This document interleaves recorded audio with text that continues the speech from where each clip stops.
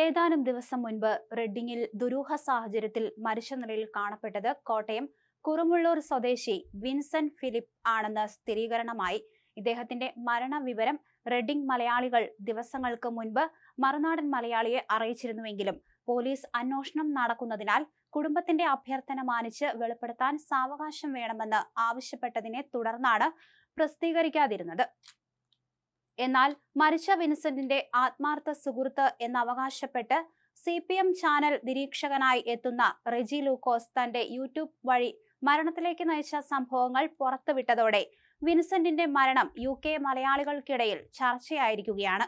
എന്നാൽ റെജി ലൂക്കോസ് പറയുന്നത് അസത്യങ്ങളാണെന്നും കുടുംബത്തിൽ ആരോടും ചോദിക്കാതെ കേട്ടുകേൾവിയിൽ നിന്നും അപവാദം പ്രചരിപ്പിക്കുകയാണ് ഇയാൾ ചെയ്യുന്നതെന്നും വീഡിയോയ്ക്ക് ചുവടെ കുടുംബാംഗങ്ങൾ എന്ന് പറയുന്നവർ കമന്റ് ചെയ്തിരിക്കുകയാണ്. മാത്രമല്ല, വീഡിയോ പിൻവലിച്ചില്ലെങ്കിൽ അപവാദ പ്രചരണത്തിന് കേസ് നൽകുമെന്നും കമന്റുകൾ വഴി കുടുംബത്തിന് വേണ്ടി രംഗത്ത് എത്തിയവർ പറയുന്നുണ്ട്.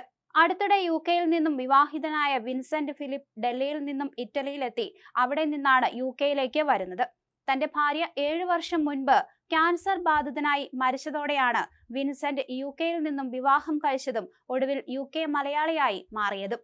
വിൻസെന്റിനും സുഹൃത്തുക്കൾക്കും ചേർന്ന് ഡൽഹിക്കടുത്ത് സ്കൂൾ സംരംഭം ഉണ്ടെന്നും റെജി ലൂക്കോസ് തന്റെ വീഡിയോയിലൂടെ വെളിപ്പെടുത്തുന്നുണ്ട്.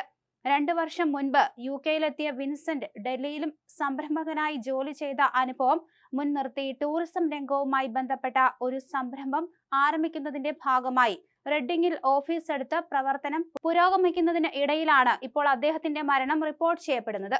കുട്ടികളുമായി ബന്ധപ്പെട്ട് ഒരു ആരോപണം കേസായി മാറുകയും ഇതിൽ തേംസ് വാലി പോലീസ് വിൻസെന്റിനെതിരെ കേസ് രജിസ്റ്റർ ചെയ്തതും അടുത്ത കാലത്താണ്. ഈ കേസ് മാനസികമായി വിൻസെന്റിനെ ഏറെ തളർത്തിയിരുന്നു എന്നാണ് പറയപ്പെടുന്നത്. എന്നാൽ കേസ് ഇംഗ്ലീഷ് വംശജരുടെ ഇന്ത്യ വിരോധം വിൻസെന്റിന് മേൽ കെട്ടിവെച്ചതാണെന്ന വാദമാണ് റെജി ലൂക്കോസ് തന്റെ വീഡിയോയിലൂടെ വാദിക്കുന്നത്.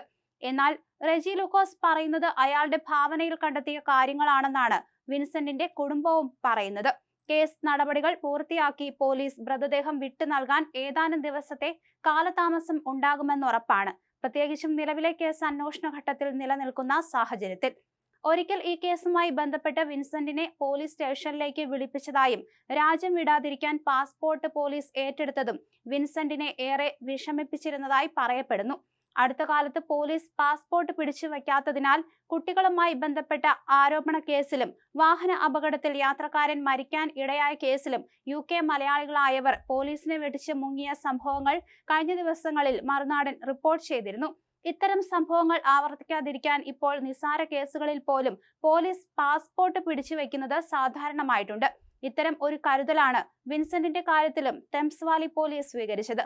ഓക്സ്ഫോർഡിൽ രജിസ്റ്റർ ചെയ്ത കുട്ടികൾക്കെതിരെയുള്ള ലൈംഗിക പീഡന കേസിൽ മലപ്പുറം ജില്ലക്കാരനായ വിജേഷ് എന്ന യുവാവ് മുങ്ങിയതും നോർവിച്ചിൽ കാർ അപകടത്തിൽ മലയാളി വിദ്യാർത്ഥി വിസക്കാരൻ അമൽ പ്രസാദ് കൊല്ലപ്പെടാൻ ഇടയായ കേസിൽ പ്രതിയായ നിഷാൻ നസറുദ്ദീൻ കേസ് കോടതിയിലിരിക്കെ പോലീസിനെ വെട്ടിച്ചു മുങ്ങിയതും ഇപ്പോൾ ഇന്ത്യക്കാർ പ്രതികളാകുന്ന കേസുകളിൽ അസാധാരണ മുൻകരുതൽ എടുക്കാൻ ബ്രിട്ടീഷ് പോലീസിനെ പ്രേരിപ്പിക്കുന്നു എന്നാണ് വിൻസെന്റ് ഫിലിപ്പിനുണ്ടായ അനുഭവം തെളിയിക്കുന്നത്.